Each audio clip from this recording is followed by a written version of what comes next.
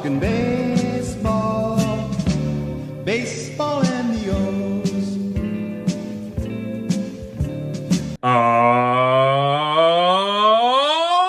Welcome back, Birdland, to another episode of the Talkin Orioles Baseball Podcast. Of course, I am your host, Benny Becker. Thrilled, as always, gang, to be sitting down with you today, talking Orioles baseball. A lot of big stuff to talk about. Some good, some bad. We know probably the main talking points we're going to be hitting today. The GrayRod injury. I know Birdland is buzzing about Brandon Hyde. Not necessarily for the best reasons, but we are going to touch on it all and more. Very exciting episode coming to you today. And if you're a new follower, if you're a new viewer, you just found us from TikTok or Instagram, welcome. Glad to have you. We are the most passionate Baltimore Orioles talk that there is out there. So welcome, gang. Become a part of our fan base. Welcome to the family for here at Talkin Orioles Baseball.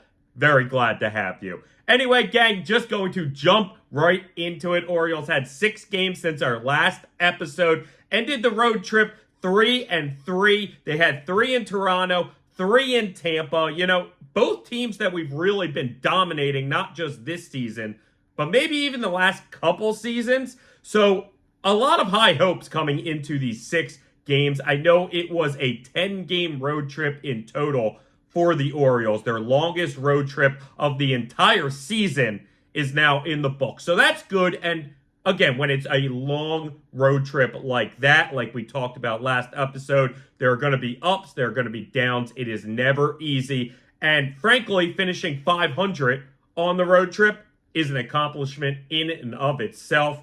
But certainly there were wins to be had that we did not get. We're not going to dig too much into the games like we've done the past few episodes. We're going to kind of get brought back to some of these games through our topics that we're going to talk about today. But just to fill you in real quick, Orioles lose 2 of 3 in Toronto. Game 1 was a 5-2 stinker. Game 2, we won 7-3. Very nice to see. And Game 3 was insanity. End up losing 7-6. But the Orioles put up a massive rally in the top of the 9th that had me thinking that we were going to pull off the comeback. Unfortunately, we just came up a hair short, and possibly it's because of maybe Brandon Hyde that day. I got to say it. I have to say it, because you never know in some of these games if the moves that you made were the wrong choice. Certainly in that Toronto series, he had a couple moves that I think cost us at least one of those games. Certainly, I think a lot of Birdland and Orioles fans would agree with me. I know there's been a lot of negative chatter around Brandon Hyde, but ultimately, gang, I don't want to get too negative on the guy. I really still like him as a manager, and I'm jumping ahead a little. We're going to get that later on in the episode, so I will hold on to that with this team going down to Tampa. Remember, they're coming off their first 4-game sweep in the Trop ever, gang. So they hadn't lost against Tampa coming into this series. And for the first 2 games, they kept that going. A 4-1 win in Game 1, a 7-5 win in Game 2. Unfortunately, they could not keep the magic going as they were up 1-0. Looked like that might be enough. And then in the blink of an eye, it was 2-1, and that's where the game ends. The Rays wind up stealing really a game from the Orioles in Tampa this entire season. So still very positive stuff to take away from the Tampa Bay series especially. The Toronto series, maybe a little less to take away, maybe a less positive feeling to take away. But ultimately, like I said, finishing 500 on the 10-game road trip. 5-5 in total. And there's no more trips over a week for these Orioles. Very, very easy schedule, really, the rest of the way. Sometimes the opponents can be slightly more difficult than others. But it's something we talked about in spring training, how the final 27 games of the season were against the trash of the major leagues for the most part. So very excited to get to those final 27 games. Before that, you know, there's going to be some tough opponents here and there. Overall, I still like a lot what I've seen from the Orioles. It seems like they have their fight back, their drive to come back and win games, to never give up on games. For instance, a game they're up big, whether it's that game 2 in Toronto or that game 3 or game 2 in Tampa, were both games that, while we had a lead, felt like it might disappear at one point, and it was nice to be able to see the Orioles continuing, piling on runs, and the offense not allowing the game to get away from them. So, overall positive stuff, gang. And like I said, that is the longest road trip of the Orioles all season. So it's nice that that is in the past. The brutal schedule of June is in the past.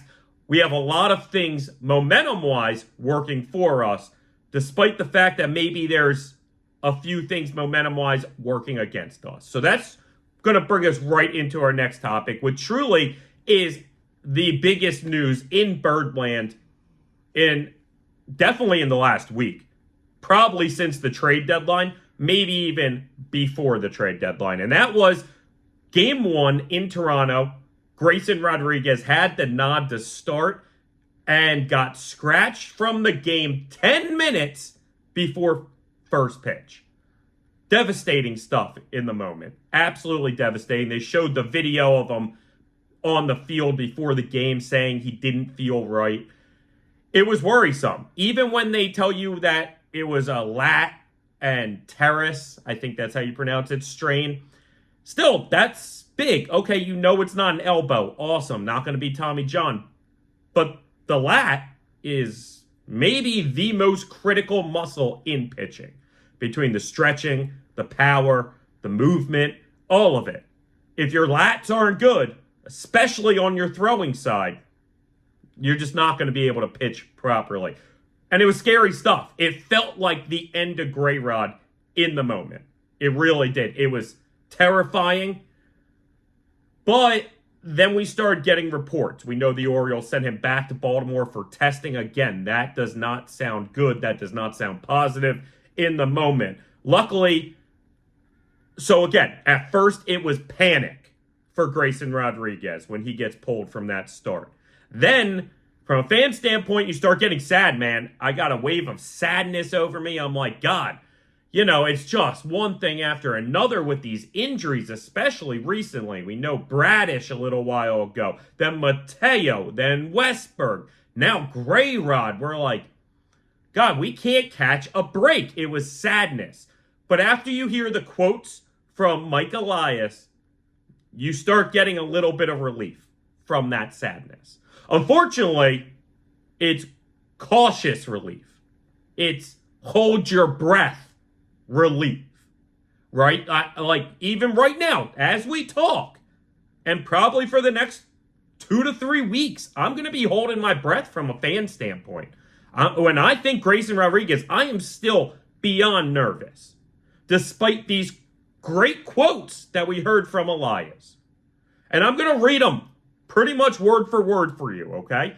Said they're optimistic, and it appears relatively mild.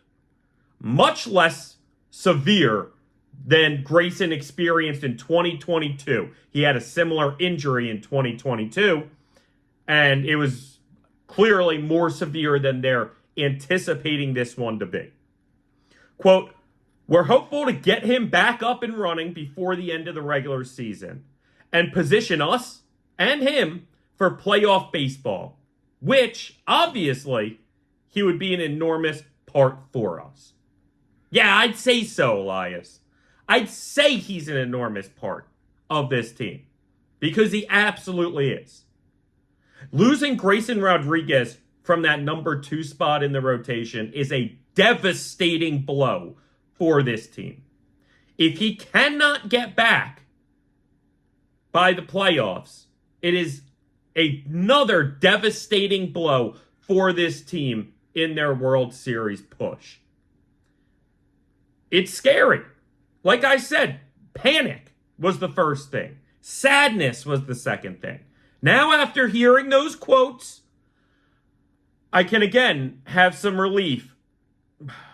But I'm holding my breath, gang. I am holding my breath.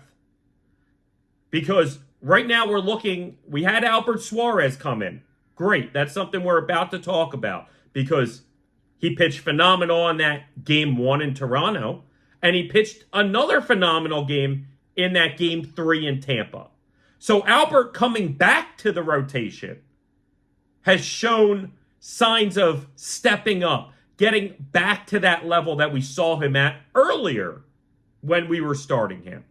But don't put it past the Orioles to give Cade Povich another run, to give Cole Irvin another run. And then there's the name Brandon Young, who most people probably don't know, but is having a phenomenal year between AA and AAA. And he's another name to watch, I believe 25 years old, to possibly break through and give the Orioles at least a spot start at some point. Now, luckily, the schedule, like I said, opens up a little. You're not playing 10 straight days, 14 straight days, whatever it is. You're not playing those longer stretches. Pretty much have like the 6 straight days and an off day. 6 straight days and an off day. You know, some variance here and there, but essentially that's what the rest of the schedule is, which allows you to maybe not need that spot start. However, that's assuming that we don't need to go and use up our bullpen one day, and then maybe the next game have to pull a starter early and bring in, let's say, Albert Suarez for a long relief appearance before his next start. That's assuming that everybody stays healthy. Like, this season for the Baltimore Orioles, it's almost one of these things we cannot assume anybody's going to stay healthy anymore, because that's kind of been the last 12 months of this franchise. Again, a year ago is about the time we lost Batista. You know, have Means and Bradish go down, Tyler Wells go down. Heck, Jacob Webb just went down too. Now, luckily, Jacob Webb seems like it's very minor, and if anything, might actually be a bit of a refresher. You know, a 2-week break, which is sometimes big for these arms, especially bullpen arms. So there's some optimism. Again, when the first word from Mike Elias that I see is optimistic, I have to rely on him and his information, him and his gut. But, you know, I remember, again, when Batista went down, there was optimism that he would take the platelet-rich injections and be able to get back for playoffs. We waited about a month before he had Tommy John and dealt with the injury in full. Could I see that for Grayson? Again, not with the Tommy John, but just with surgery, that this lat strain actually winds up being a tear, winds up being something bigger. I mean, Grayson's a young guy, and oftentimes these younger players have shorter rehab times, quicker bounce backs. So I'm here hoping, praying that that's the case. That Grayson Rodriguez can get back healthy pitching by the end of the season and go into playoffs in peak form. Because Grayson was in peak form before that happened. We saw Grayson have some of his best games as a pro his past few starts, it felt like. Seeming as though he took that final next level to be an elite starter in the majors. It's a shame. Hopefully, we got lucky. Hopefully, again, he can get back healthy. But, you know, the injury train is something we have not avoided this season, gang. Again, Westberg breaks his hand. Again, hopeful and optimistic that he's going to be able to get back. But, you know, you start reading the reports. Well, it's a bone. Till the bone heals, we can't do anything about it. And once the bone heals, then we have to get the strength back. We have less than 2 months of the regular season left, gang. There's only so many weeks until that starts looking less likely. Then you start saying, though, well, if we make the World Series, maybe he can join us then. You don't want that because then often you don't make the World Series. If it's a guy that you're really hoping to get back, you probably need him to get to the World Series. Grayson's that guy. Westberg's kind of that guy. So we'll see. We'll see what happens. Listen, man, no one ever said it was easy. This reminds me, and I've been saying this the last week, of Tom Hanks in A League of Their Own, when the one girl tries to quit. And, you know, while it wasn't the actual reason that she was quitting, she said it was just too hard. And he talks about how it's supposed to be hard. If it wasn't hard, everybody would do it. The hard is what makes it great. And, you know, before we move on to the next topic, that's what I'm going to kind of branch out on for a second, is that when it comes to being a fan, man, you're in through the ups and you're in through the downs. And even in the ups, as the team is now, days that I've rarely seen in my Orioles fandom. Heck, we're going to talk about something that literally they did that I've never seen in my life the Orioles do. Talk about the highs. Even in those highs, man, you're going to have some lows. You're going to have the devastating moment where Grayson gets pulled. You're going to have the moment where Westberg breaks his hand. And those will drag you down a bit. Listen, man, that's what makes it great when you finally break through. And this team can still break through this year. This team can still win it all this year, as currently constructed. But boy, they need these guys to get back healthy. Especially Grayson Rodriguez. Because having that 1-2 dominant starter punch in the postseason, I'm not going to say it's a necessity, but boy, is it a major advantage. Major advantage. All right, so let's get back to Albert Suarez. We talked about how in his 2 starts since Grayson went down and he's kind of taken those spot starts, he's really stepped up and pitched amazingly in both starts. 2 absolutely stellar starts, but the Orioles waste them both annoyingly. And that sucks. Again, games they could have won and didn't. Games maybe we question Brandon Hyde, which we'll get to later. When you're taking out Albert Suarez, and that sounds kind of crazy because Albert necessarily hasn't been that guy at any point of his life. At any point really this season, and certainly not at any point in recent memories of the season, in the past couple months. When Albert was in the rotation, it was like, hey, get us through 4, maybe 5. The idea of keeping him in there to pitch a 6th and even a 7th or 8th, like deep into a ball game, is crazy. However, when he's pitching like he was pitching in those 2 games, I can't help but think we pulled him too early. Especially in hindsight. When you see the other teams immediately cut and take over the lead once Albert leaves the game. Now, again, we're not on the Brandon Hyde segment yet. So this isn't where I'm going to harp on yet. We're going to bring this back to Albert and hold those thoughts for the Hyde segment. Because while, again, I'm going to be optimistic about Hyde, and I'm going to give him the benefit of the doubt, spoiler alert, ultimately, there are some beefs to head. There are some beefs to kind of speak into existence or talk about. Because let me tell you, they're into existence. It's not speaking them into existence. We're seeing it happen in front of our eyes. So, we'll get to that, gang. We'll get to that. To get back to Suarez and to finish off that point, his 2 stellar starts are a tremendous sign. 1, because obviously we need someone to fill in on that rotation spot. But 2, it almost seems like Albert is the type to be able to step up into that moment, to know the team needs him very badly, to pitch really well.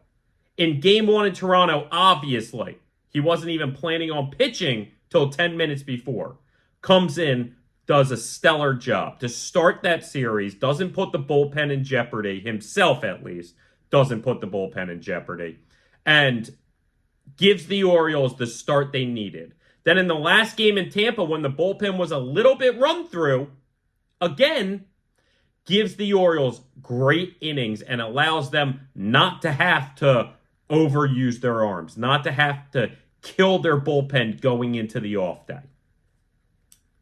So kudos for Albert, and it's one of the reasons why, despite his up and down performances this season, I still believe he might be the best man for the closer role on this roster. And it sounds insane. I'm pretty sure he hasn't even gotten a closing spot yet this season. Be shocked if he even pitched in the 9th inning this season. But I'm telling you, he doesn't let the moment overwhelm him. He seems to have that slow heartbeat, seems to be able to elevate his game when the team truly needs it. And so if he winds up back in the bullpen at some point, which I assume he will, even if that's not till playoffs, don't be surprised if we're still running this closer by committee thing. If Albert gets a nod once or twice and maybe doesn't give up the reins for the rest of the year. Sounds crazy, I know, I get it. He doesn't have overpowering closer stuff. He's been a little up and down all season. He's kind of a no-name coming into this year. In spring training, he was a name we didn't even know would make the roster. And now, he's doing his best to be one of our saving graces throughout this period of injuries. So hats off to Albert Suarez for doing a fantastic job. I'm really hoping he doesn't have to start more than a couple more games for us. But we'll see if we keep getting this consistency. Maybe Albert kind of went through something and lost focus or lost the idea of how to succeed as a starter. And going back to the bullpen, even shortly, allowed him to reset his mind, kind of clear it out, and go back to the role and succeed. Maybe Albert winds up being our third best starter down the stretch without GrayRod. I mean, he's not going to outdo Corbin Burns, and I don't need him to.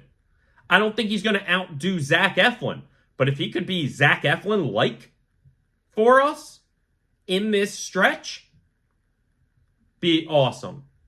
Absolutely awesome. Love what we see from Albert Suarez so far, these past 2 starts. All right, so I mentioned that the Orioles did something that I've never seen them do in my lifetime. And not just like by a year. I mean by like a long period of time. All right? So the Orioles were the first team at the 70-win mark. Despite the injuries, the wonky play, the tough schedule, these Orioles found a way to fight through all of that to be the first team at 70 wins. Now, they don't give trophies for that, but it's still a great sign that this team continues to find ways to win throughout adversity. And I didn't know this until I read the stat, but this is the first time I've ever seen the Orioles be the first team to 70 wins. In fact, the last time they did it was 1979, a decade before I was born.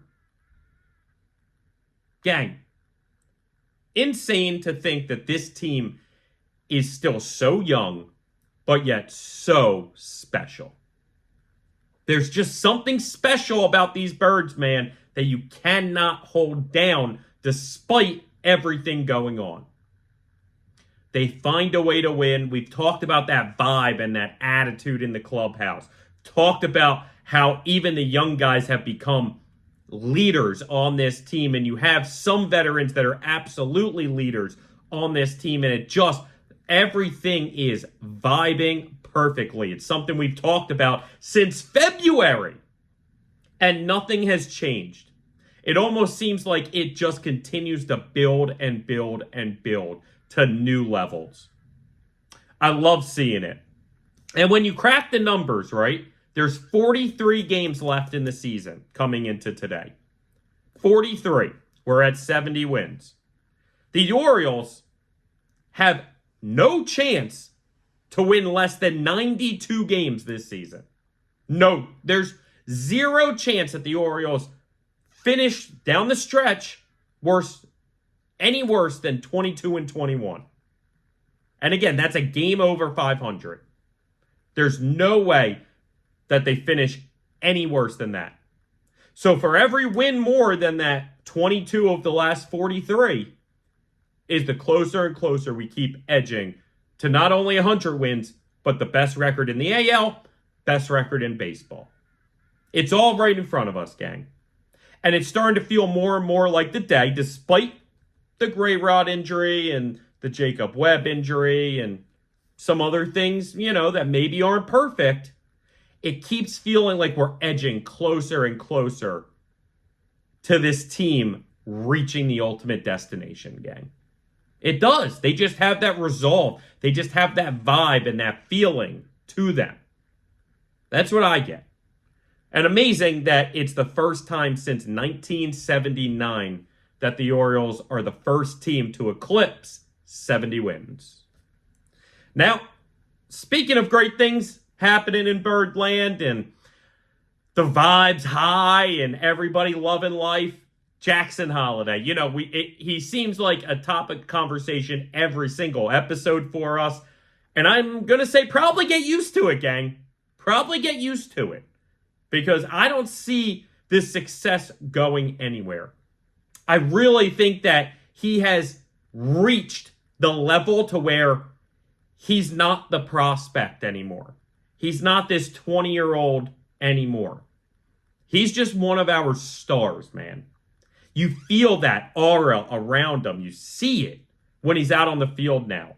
You look at him and you're not thinking of his age, and you're not thinking of, oh, he's only really played 20-something games. No. You're looking at him going, this is a star for the next 10 to 20 years in baseball. This kid is special. Special. And he hasn't even broken through to really show how great he's going to be. So, in the 11 games since he's gotten back up, or played since he's gotten back up, in his 40 at-bats, he's batting .250 with an OBP of .318, slugging .650 with an OPS of .968. 5 home runs, 12 RBIs, 3 walks, and 12 Ks. The 12 Ks is obviously higher than you would like to see. But certainly not at the level that it's atrocious. It's like a quarter of his at-bats. Not great, but certainly not a huge liability. Because when he is making contact, he's rocketing the ball almost 100-plus miles an hour off the bat every single time.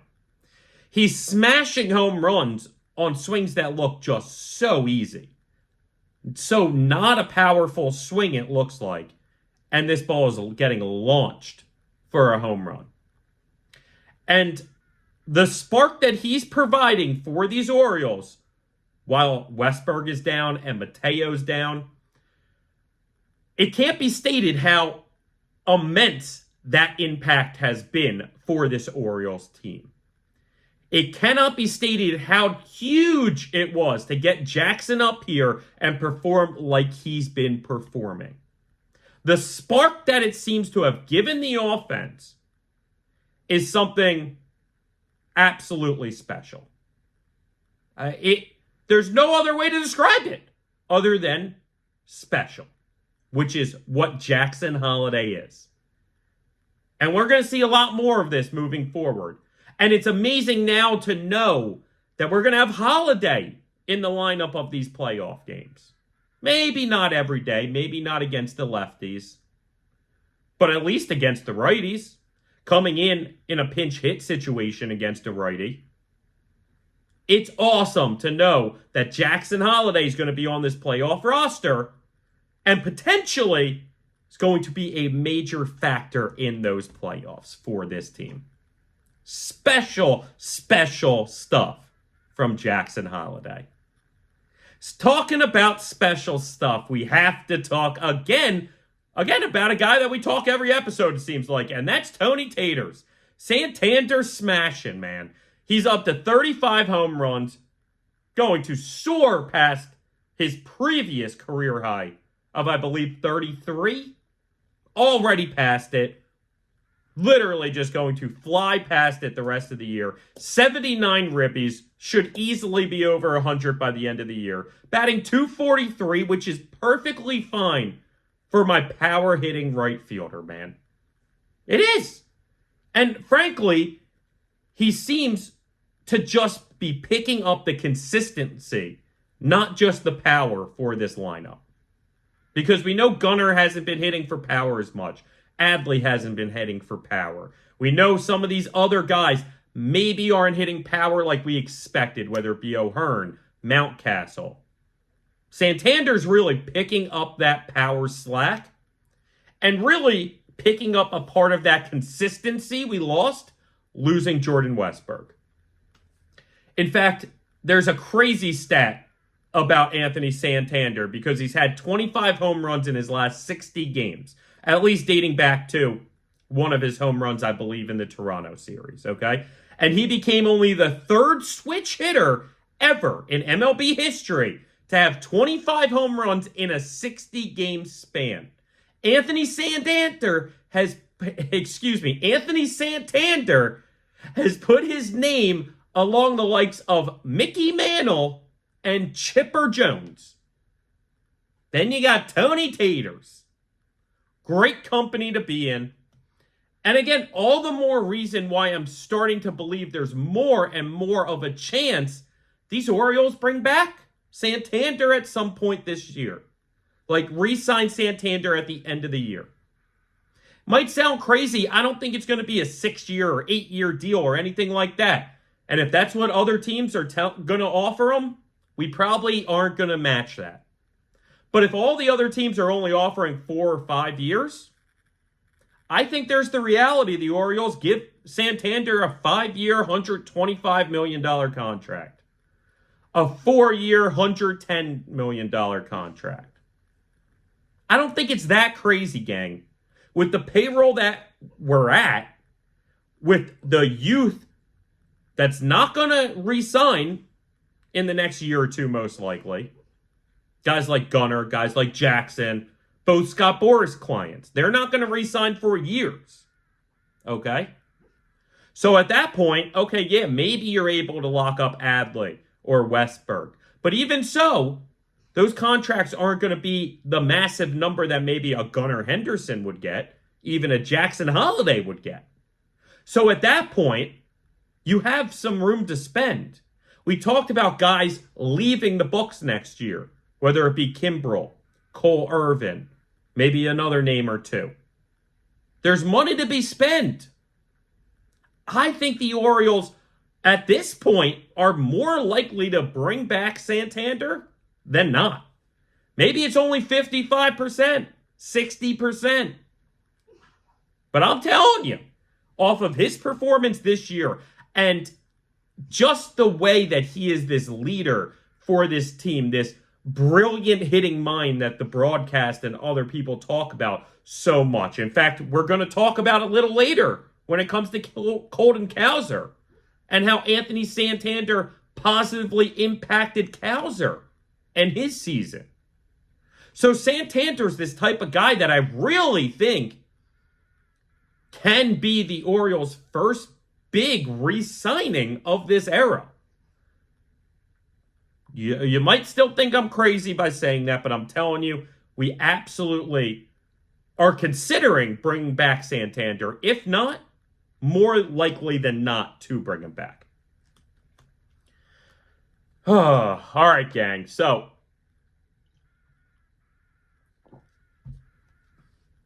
we've mentioned it a few times throughout this episode that Brandon Hyde has been getting some questions, man. Has been getting some questions about his decisions out there. And we're going to call this segment Raw Hyde, because we're going to be a little raw in this segment, right? You know, we're typically optimistic. We're very positive. We're very hopeful on this podcast. But I do feel like we're also very realistic. And this is going to be one of those times that, while it might sway hopeful, is going to be realistic. And you can't help but question Brandon Hyde's decision-making sometimes. I mentioned him pulling Suarez in both of his starts, or both of his last two starts. And Suarez was great. And then as soon as he pulled him, Toronto seemed a little early. I get it. Albert wasn't anticipating starting that day. I believe he gave you 5 innings. Maybe you don't want to push him 6, but off my head, I think he was just about 80 pitches or so, 85 pitches. So at that point, you at least can give it a try. And I know Albert wanted to go back out there. And they didn't. And then we saw what happened. Game got blown. Gregory Soto implodes. And we lose the game 5-2. Then the next day, or the next game, Game 3 in Tampa, Suarez is having another phenomenal game. I believe is pitching into the 6th inning, 5 2/3, if my memory serves me right. And then Brandon Hyde pulls him before the last batter. Cionel Perez gives up, I believe, a first pitch double, followed by at least another hit or two. However it happened, I don't remember anymore. The point is, it was 2-1 at the end of that inning then, and we end up losing 2-1. Maybe that happens anyway. Or maybe, Suarez could have gotten that last batter of the inning, gang. Maybe Brandon Hyde should have kept him in there. And then I think the most infuriating one was to go back to that Toronto series when Brandon Hyde pinch hit for both Jackson Holliday and Colton Cowser in the same inning. The Orioles were trying to put together a rally. They had the bases loaded. Now, I will say that Jackson Holliday one is easier to accept because hindsight, Austin Slater drew a walk, got a run home, and got on base. Okay, so it was at least fairly successful, even if Holliday had been mashing the ball and had also hit a home run earlier that day. He doesn't have a lot of experience against lefties. I believe he's still at about 10 at-bats against lefties. Now, the other argument, though, is that the lefty he would have been facing is not one of these dominant lefties, does not have dominating numbers against left-handed hitters. So one, if there is ever a time for you to see how he performs against a lefty, that's probably the guy. 2, just giving your young star player that experience to be in a big moment like that against a left-handed pitcher would have played big.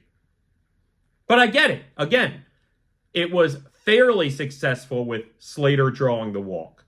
So we don't necessarily criticize that one as much. Then Ramon, if I remember correctly, Ramon Urias strikes out as the next batter.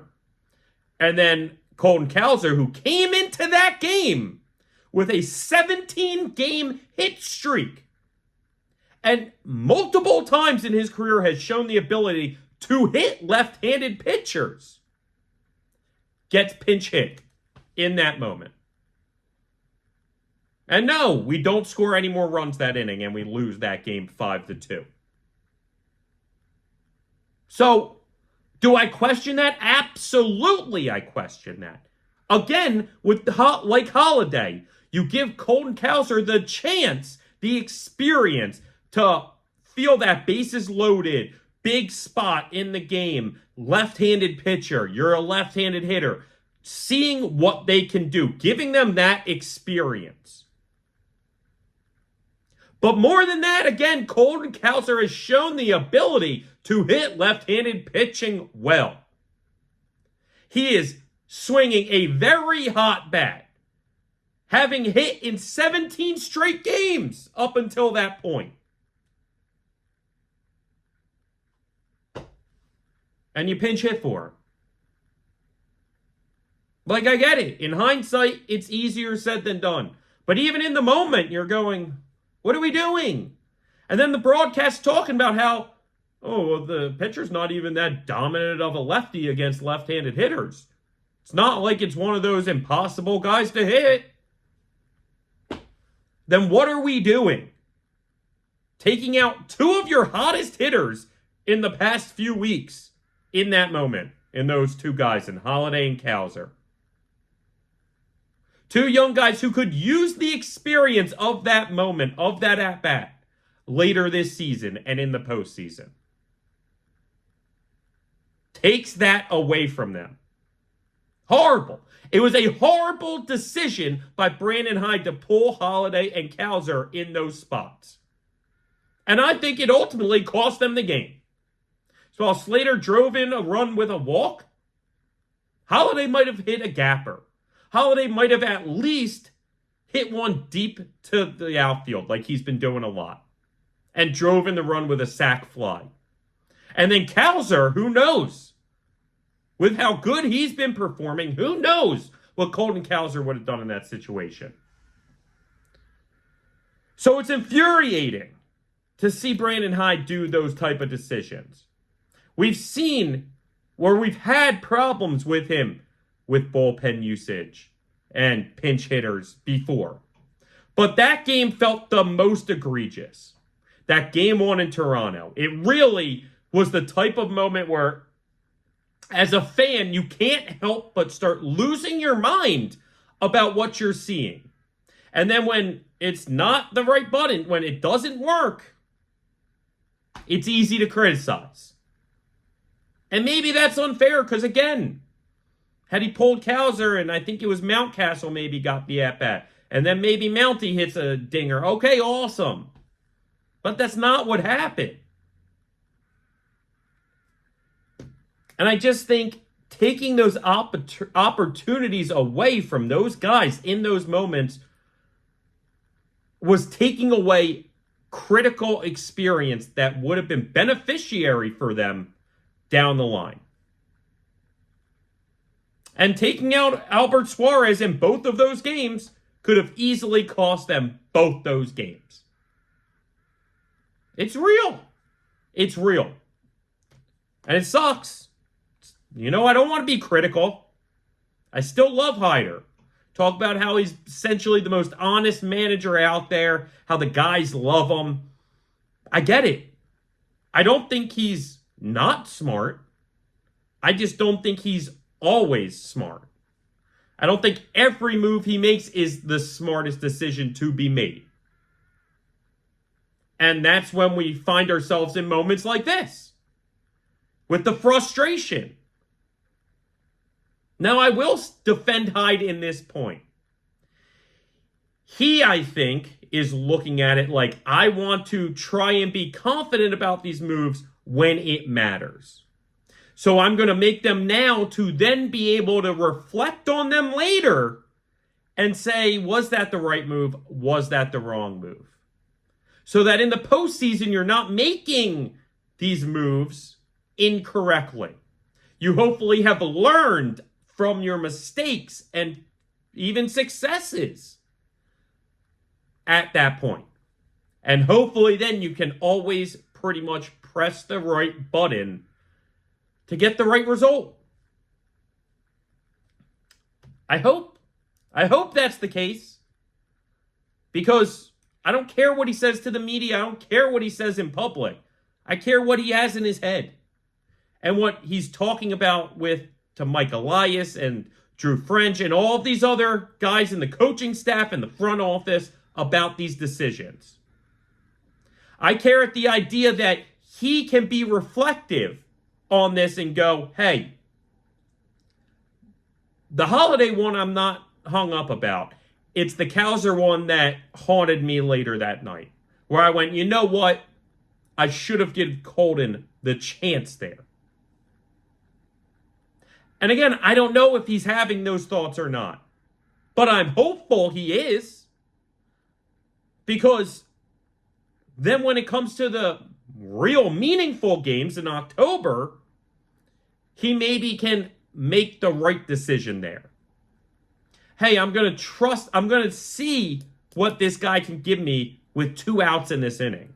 So when it matters in October and he needs a guy for that last out of the inning, he feels better and more confident making the decision whether to stick with the pitcher on the mound or to bring in X player. And confident that this guy will not get the job done there, but that guy will. And that's why he's making these moves. So he can learn how to best position this team in October. Again, I'm swaying it optimistically. I'm swaying it hopefully. I have a belief in Brandon Hyde. And I think he's honest enough to look himself in the mirror after some decisions and go, maybe that didn't go my way, but it was the right decision. Or maybe this didn't go my way, and it was the wrong decision. And be man enough to understand that something may have not been the right decision. And to change it moving forward. So Birdland, don't get on Brandon Hyde too much. Don't get too negative on some of the decision making that he does. I see it all over Instagram, TikTok, Twitter, all of them, man. I get it. People can be frustrated. Understand that he can also improve from negative results on his decisions. And hopefully that's exactly what he does. All right. Let's get back to some better stuff. So Colton Cowser, swinging a bigger bat, man. I don't mean that in any weird context. No, he's literally been swinging a bigger bat. It was something that the Orioles hitting coaches and even Anthony Santander had suggested to Cowser before, telling him, listen, you're a big guy and you're really never behind on these pitches. If you add a little bit bigger of a bat, yeah, you might be behind on some pitches now. But the ones that you're hitting are really going to be hit hard. You're going to have better control of that bat. And you're going to be making better contact. You're going to be hitting it harder. And I think it shows. Because after the All-Star break, he started with a bigger bat. And his very first at-bat after the All-Star break was a home run in Texas. I believe 420 feet to right. And he's like, hey, I think I'm going to stick with this. And since July 19th, he's been batting .337 with an OPS of .968. The Milkman has been hot, man. The Milkman has been very hot. And seriously making a push for AL Rookie of the Year. You know, it's something early on. He was one of the favorites coming into the season, and people were talking about him, you know, having a great start to the year. And then he kind of fizzled out a little, and some hotter names kind of started creeping up there. I don't know where the Vegas odds stand today, but I'm pretty sure he's back in the top 2, if not favored. So the Orioles might be on their way to having back-to-back AL Rookie of the Years in Gunnar last year, Cowser this year. Gang, I apologize for the technical difficulty. We're going to try and power through the rest of this episode so we don't incur any more problems. So that's why we had a cut. You know, typically we like to go uncut here at Talkin Orioles Baseball. So we talked about Cowser using the bigger bat, having the better success. Now we're going to jump to our closer problems. Again, we're going to kind of motor through the rest of this, okay? So we can get in these topics. but hopefully we don't experience any more issues. All right, so with the closer, it looks like Brandon Hyde's going closer by committee nowadays. You know, Kimbrel really hasn't been pitching in save situations in a few weeks now, it feels like. I don't know if they trust him anymore in those positions. I mean, do we go Burch Smith, Sir Anthony Dominguez, Perez, Soto? I don't love any of these options necessarily. Danny Colon, when he comes back, hopefully can help in that department some. But overall, gang, it's a problem. And ultimately, this is what happens when you don't go and get the guy. When you don't go out and get the stud closer. You know, I was ranting and raving about Mason Miller, and whether that was possible or not, I think we still could have improved upon it. I would love to know what more prospects we could have given the Marlins for Tanner Scott before they moved him. Again, I was talking after we blew that last game in Miami, even though we won it, I was screaming how I wanted Tanner Scott on the Orioles buses headed back to Baltimore with the team. That's what I would have done. And now we're seeing why. Because now we're in this weird spot where you don't necessarily have that guy you feel comfortable with at the end of the games.